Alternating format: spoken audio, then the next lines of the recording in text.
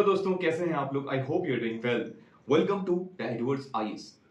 In this today's lecture of Indian economy, what we are going to study? We are going to study so many important topics, which are basically the most important topics of your basic concepts of Indian economy. इस series चल रही थी Indian economy की, हम lectures की बात कर रहे थे। In the previous lecture we have seen the syllabus, we have decoded the syllabus, important pillars हमने find out कर लिए थे। we have decoded the previous year question of mains as well as pre, किस तरीके से करना है। some basic concepts को हमने देखा था। what is Indian economy, what is economy versus what is economics, क्या होता है economy versus economics। I hope you remember very well। okay, we have seen the economic activities and the non-economic activities also. We have seen all these factors. So let's start the Indian economy. Before starting, can you tell me what and how our Indian economy is? कैसी Indian economy है? क्या Indian economy capitalist है? क्या ये mixed economy है? क्या ये socialist economy है? Before telling this answer, let we discuss what are these terms. Capitalist, अच्छा कैपिटलिस्ट क्या होता है? ऐसी कौन सी इकोनॉमी है? कैपिटलिस्ट को हम क्या बोलते हैं? कैपिटलिस्ट का मतलब होता है हिंदी में पूंजीवाद, अर्थात जहां पे पैसों का भरमार हो। भरमार हो पैसों का मतलब जहां पे कोई रोक टोक ना हो, गवर्नमेंट जहां पे इंटरफेरेंस मिनिमम हो या नो इंटरफेरेंस। ये देखिए दो एक्सट्रीम एंड है, ये एक एक्सट्रीम एंड है कैपिटलिस्ट का, एक एक्सट्रीम एंड है सोशलिस्ट का। क्लियर?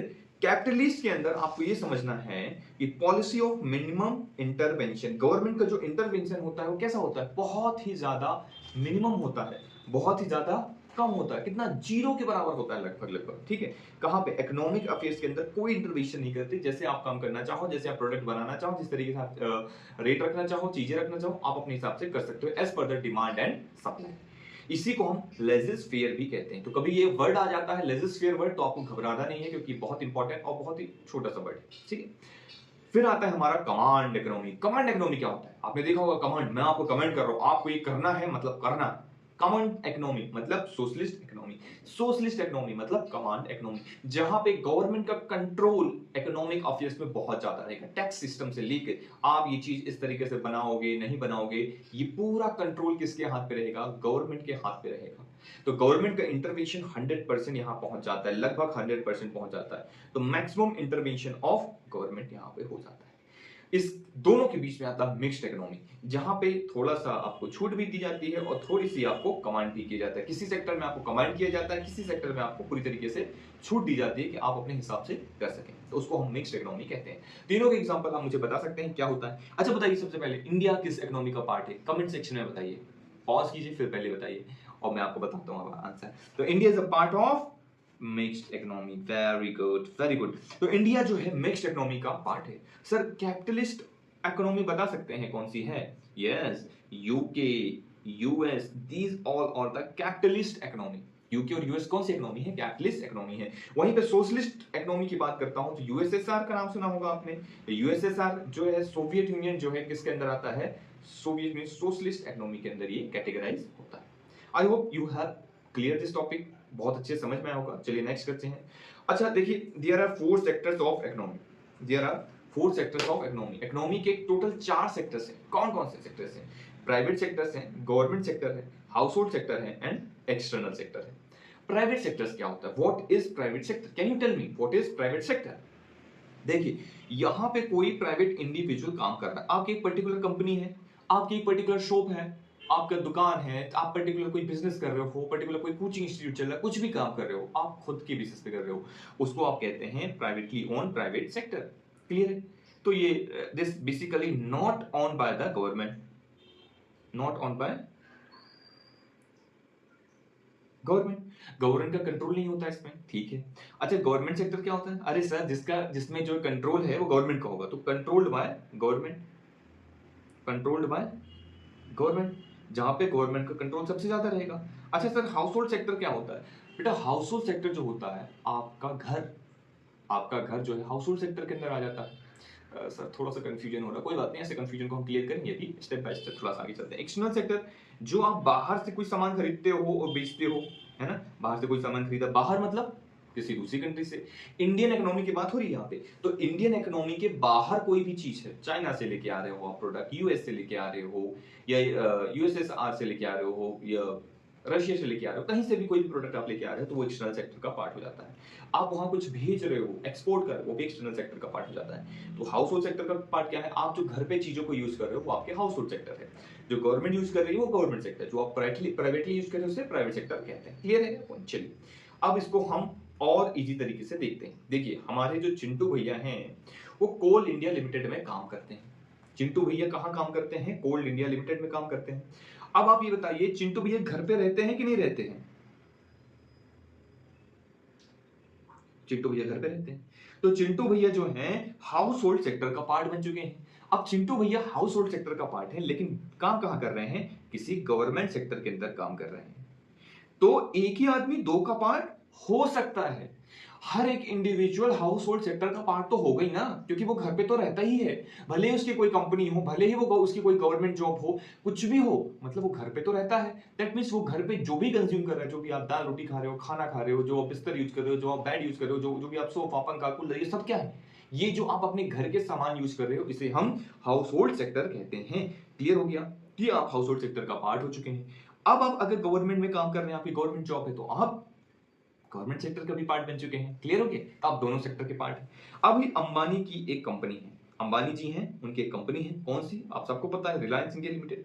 अब ये उनकी प्राइवेटली ओन्ड कंपनी है, उनने खुद ऑन करके रखा है। पर क्या अंबानी जी दिन भर कंपनी में रहते हैं? घर नहीं आते? घर आते हैं, है ना? घर आते हैं, जी हाँ, घर आते हैं अंबानी जी। तो वो किसका पार्ट हो गए? वो हाउस होल्ड सेक्टर का पार्ट हो गए। तो अंबानी जी हाउस होल्ड सेक्टर का पार्ट भी है, लेकिन रिलायंस इंडिया लिमिटेड को ऑन भी करते हैं, तो वो प्राइवेट सेक्टर का भी पार्ट हो चुके हैं। ठीक है? अगर वो बाहर से कुछ सामान ले रहे हैं, इंपोर्ट कर रहे हैं, एक्सपोर्ट कर रहे हैं, तो एक्सटर्नल सेक्टर का भी पार्ट हो चुके हैं। तो it's depend on the situation to situation, वो कहां पे कैसा काम कर रहे हैं। तो अंबानी जी, चिंटू भैया, दोनों का एग्जांपल मैंने आपको दे दिया कि दोनों किस तरीके से जो है डील कर रहे हैं, और ये दोनों ही अलग अलग सेक्टर का पार्ट हो सकते हैं। ठीक है? क्लियर है? चलिए अब आपके सामने बहुत इंपॉर्टेंट चीज आ चुकी है, वो है प्राइवेट सेक्टर। अब हम पढ़ेंगे प्राइवेट सेक्टर के अंदर दो चीजें होती हैं, एक होता है एंटरप्राइज और एक होता है आउटपुट। अब एंटरप्राइज क्या होता है पहले ही वो समझिए। एक आप जाते हैं, आप बोल रहे हैं सर मैं बिजनेस करूंगा, एंटरप्रेन्योर बनूंगा, ठीक है? आप एंटरप्रेन्योर बनना चाहते हैं, आप क्या बनना चाहते हैं? एंटरप्रेन्योर बनना चाहते हैं। तो आपने एक एंटरप्राइज खोला, आपने एक कंपनी खोली, समझ रहे हैं? आप एंटरप्रेन्योर बनना चाहते हैं, आप बिजनेसमैन बनना चाहते हैं, आपने एक कंपनी खोली, आपने एक छोटी सी कंपनी खोली, आप उसमें कुछ प्रोड्यूस करते हैं, यू आर प्रोड्यूसिंग समथिंग, आप आउटपुट दे रहे हैं। आप या तो कुछ गुड्स प्रोड्यूस करेंगे या आप कुछ सर्विस देंगे। फॉर एग्जांपल आपने कोचिंग इंस्टीट्यूट खोला तो आप सर्विस दे रहे हैं, आपने कुछ मैन्युफैक्चरिंग के लिए करने के लिए किया तो आप गुड्स प्रोड्यूस कर रहे हैं। ठीक है? अब गुड्स किस प्रकार के होते हैं वो हम बाद में बात करेंगे, लेकिन आपने अगर एंटरप्रेन्योर है, बिजनेस कर रहे हैं, तो आपको किन किन चीजों की जरूरत होगी पहले बताइए। आपको किस चीज की जरूरत होगी? सबसे पहले सर, सबसे पहले तो पैसा चाहिए। बिल्कुल परफेक्ट। तो क्या चाहिए आपको? पैसा चाहिए, मतलब कैपिटल। परफेक्ट सर, कैपिटल चाहिए। ठीक है, कैपिटल मिल गया आपको। सर कैपिटल तो पैसा तो आ जाएगा, पैसों के साथ साथ पैसों से हम सब खरीद सकते हैं, ठीक है, लेकिन वो चीज होना भी तो चाहिए। हो सकता है ऐसी चीज जो हमारे यहाँ प्रोड्यूस ही नहीं हो रही हो, नेचुरल रिसोर्सेज जिनसे हम चीजें बनाएंगे, हो सकता है वुड चाहिए हमको ये प्रकार की, हमको बाहर से इंपोर्ट करना पड़े या कुछ भी ऐसी चीजें। तो हमको क्या चाहिए? Natural resource. What actually we want? Natural resources. What we want? Natural resources. But sir company के लिए हमको कुछ इसको बनाने के लिए मशीन्स, लेबर्स भी चाहिए होंगे। एग्जैक्टली, तो यू नीड लेबर ऑल्सो। तो this is basically the four sectors of Indian economy. ये फोर सेक्टर है, लैंड, लेबर, कैपिटल। लैंड जो हो जाता है इसके अंदर आ जाता है, नेचुरल रिसोर्स के अंदर लैंड, लेबर, कैपिटल और एंटरप्रेन्योर। तो this is basically what? This is basically the fourth sector of Indian economy. अब इंटरप्राइजेस, कैपिटल। अब इंटरप्राइजेस आप इससे क्या जनरेट करते हैं? प्रॉफिट जनरेट करते हैं। आप अपनी आइडियाज यहां पे लगाते हैं और जनरेट करते हैं प्रॉफिट। कैपिटल, आप मार्केट से कैपिटल अगर ले रहे हैं तो आप मुझे बताइए आपको क्या देना पड़ेगा? इंटरेस्ट देना पड़ेगा। आप मार्केट से कैपिटल ले रहे हैं तो आपको क्या देना पड़ेगा? इंटरेस्ट देना पड़ेगा। आप नेचुरल रिसोर्स ले रहे हैं जैसे कि लैंड ले ली या बिल्डिंग्स ले ली, इस तरीके से कोई भी चीज ले रहे हैं तो आपको उसका रेंट वगैरह देना पड़ेगा, बिल्कुल आपको उसको रेंट देना पड़ेगा। आप लेबर अगर अपने काम में रखते हैं तो उनको आपको सैलरी देनी पड़ेगी, मतलब वेजेस देना पड़ेगा, एग्जैक्टली फिर जाके आप आउटपुट प्रोड्यूस कर पाएंगे। अब आप आउटपुट प्रोड्यूस करते हैं, वो कितने प्रकार के होते हैं ध्यान से देखिए, आपके सामने है। The output you are producing is of two types, that is intermediate and final. या तो इंटरमीडिएट होगा या फाइनल होगा, या आपको पता है, ठीक है। सर ये इंटरमीडिएट क्या होता है और ये फाइनल क्या होता है? फाइनल मतलब जिसको हम फाइनली यूज कर सकते हैं, इंटरमीडिएट मतलब इसको बीच का बिचौलिया। अब बीच का बिचौलिया मतलब मैं कुछ ऐसी चीज बना दूं जिसका यूज आगे इंडस्ट्रीज में हो जाए। जैसे एग्जांपल दे सकते हो, बिल्कुल सर दे सकता हूं सर, स्टील वगैरह जो हो गई, स्टील वगैरह अगर हम बना दें तो इसका यूज आगे मैन्युफैक्चरिंग में यूज किया जा सकता है। हाँ परफेक्ट, यूज किया जा सकता है। सर फाइनल गुड्स पढ़ लेते हैं, ठीक है। फाइनल गुड्स कितने प्रकार के होते हैं? दो प्रकार के होते हैं, एक होता है कंजप्शन गुड्स और एक होता है अगेन फाइनल गुड्स, है ना। अगेन फाइनल मतलब इसको, इस फाइनल को हम क्या बोलते हैं? कैपिटल बोलते हैं, बेसिकली इसको क्या बोलते हैं? Capital, capital goods, clear. तो एक होता है कंजप्शन, एक होता है कैपिटल। अब पहले कंजप्शन देखते हैं, जो हम कंज्यूम कर लें, जिसको हम पूरी तरीके से यूज कर लें, उसको हम कंजप्शन गुड्स कहते हैं। अब ये जो है ये भी तीन प्रकार से डिवाइड, अरे सर कितने डिवीजन होंगे? तो सरकार दो नहीं, यहां सरकार तीन डिवीजन होंगी। एक डिवीजन है ड्यूरेबल, मतलब जिसकी लॉन्ग लाइफ हो, 3 साल से ज्यादा का हो, 3 ईयर से ज्यादा का वो प्रोडक्ट हो, 3 ईयर से ज्यादा जो है चले, जैसे कि आपकी बाइक हो गई, आपकी कार हो गई, ट्रैक्टर ले लिया, टीवी ले ली, कार ली, वट एवर द थिंग्स, तो ये सब ड्यूरेबल गुड्स के अंदर आ जाते हैं। सर नॉन ड्यूरेबल मतलब जो कम चले, हाँ जैसे खाना खरीद रहे हो आप, है ना, आपने पिज्जा खरीदा, आप तुरंत खत्म कर लिए, खा के खत्म कर लिया, तो जिसकी ईयर जो है, लाइफ जो है कितनी हो, 3 साल से कम है। सर ये तो 2 मिनट में खत्म हो जाता है, 3 साल कहाँ लुके हुए हो, 3 साल तो बहुत होता है। हाँ बट कुछ ऐसी चीजें होती हैं, जैसे आपने कपड़े खरीदे तो इनको भी हम नॉन ड्यूरेबल के अंदर ही रखते हैं, लगभग 3 साल चलते हैं, उसके अंदर डाउन हो जाता है। चलाने को तो 10 साल 20 लोग चला लेते हैं, पर जनरली हम इसको रखते हैं। सर्विसेज जो भी, जैसे हम कोई भी आप सर्विस दे रहे हो जो कि गुड्स नहीं होती, जैसे कि एजुकेशन वगैरह, है ना, ये सब क्या हो गया, ये सब किसके अंदर आता है? ये सब सर्विसेज के अंदर आता है, ठीक, कंजप्शन गुड्स के अंदर आता है, ठीक है। अभी कैपिटल गुड्स को हम समझते हैं, व्हाट इज कैपिटल गुड्स, बहुत इंपॉर्टेंट है और ये हमारा आज का लास्ट टॉपिक भी रहेगा। तो what is capital goods? The most important part of this is capital goods. Question आता है, बच्चे हमेशा मैंने देखा है 100% स्टूडेंट्स को गलत करके आते हैं। कैपिटल गुड्स क्या है? पॉइंट नंबर 1 नोट डाउन करो मेरे साथ। कैपिटल गुड्स वो गुड्स है जो प्रोड्यूस करे, गुड्स जो खुद प्रोड्यूस करे, ठीक है। It is produced durable output, ऐसा गुड जो प्रोड्यूस करे durable output through man made process, मतलब किसी मशीन से, मशीन वगैरह से। तो आप कैपिटल गुड्स, ये कैपिटल जो गुड्स है ना, आप देखो यहां पे देखो, कौन सा कलर ले लूं मैं, चलो ये ले लेता हूं। ये जो कैपिटल गुड्स है, ये जो है कैसा गुड्स प्रोड्यूस करे, इसको हम इस तरीके से यूज करते हैं कि ये कैपिटल गुड्स क्या प्रोड्यूस करे? ड्यूरेबल आउटपुट मिले हमें को, ड्यूरेबल गुड्स फिर से प्रोड्यूस करे, तो प्रोड्यूस ड्यूरेबल आउटपुट, ये फिर से प्रोड्यूस करे। और जब हम इसको, अब जो कि किसी भी चीज को हम फिर से यूज करते हैं तो वो क्या हो जाता है? इंटरमीडिएट हो जाता है, बताया था ऐसा गुड्स होते हैं। मतलब फाइनल कैपिटल गुड्स क्या है, इसकी प्रॉपर्टीज देखना, पहले तो ये प्रोड्यूस करना चाहिए, फिर इसकी जैसे ये बन जाएगा, इंटरमीडिएट गुड्स जैसे बिहेव करेगा। तो ड्यूरिंग, जब ये इंटरमीडिएट की तरह एक्ट करेगा, when it again act as an intermediate,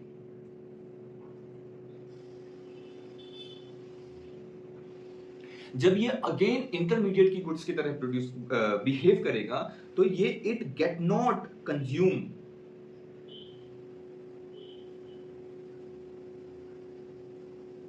मतलब वो खत्म नहीं होना चाहिए कि भाई यूज किया इंटरमीडिएट की तरह, वो तो खत्म हो गया, है ना। वो फर्दर प्रोडक्शन में उसका यूज होना चाहिए, उसका प्रोड्यूस फर्दर प्रोडक्शन में होना चाहिए, ठीक है।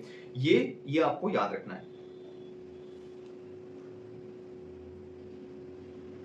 थर्ड पॉइंट देख लेते हैं, it again act as a intermediate good.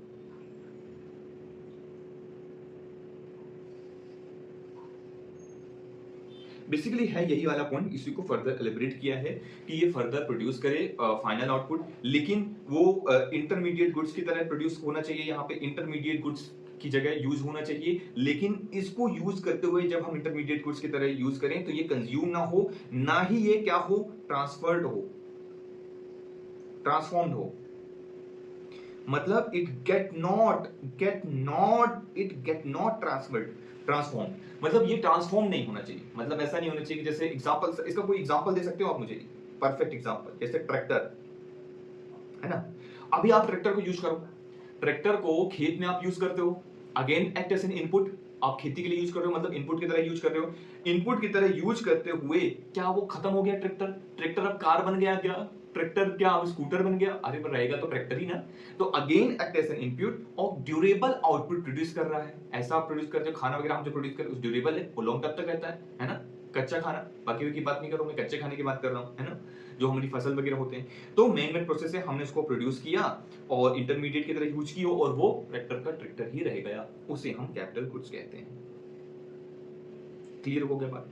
कल मैं ये जो गुड्स के टाइप हैं इसके बारे में और हम डिटेल में बात करेंगे। कंजप्शन गुड्स क्या होता है, कैपिटल गुड्स क्या होता है, और इंटरमीडिएट और फाइनल गुड्स क्या एक जैसे भी हो सकते हैं, अलग अलग भी हो सकते हैं, और भी थोड़ा सा डिटेल में जाएंगे। कुछ क्वेश्चंस मैं आपको बताऊंगा, कुछ देखूंगा, कुछ प्रीवियस ईयर क्वेश्चन से रिलेटेड जो भी हैं वो मैं आपको बताऊंगा। तो आज हम यहीं पे लेक्चर को स्टॉप करते हैं और कल जो है हम फिर से डिस्कस करेंगे इन डिटेल। तब तक के लिए आप इस लेक्चर को रिवाइज कीजिए, लाइक कमेंट कीजिए, शेयर कीजिए और फटाफट सब्सक्राइब कर लीजिए अगर अभी तक नहीं किया है तो।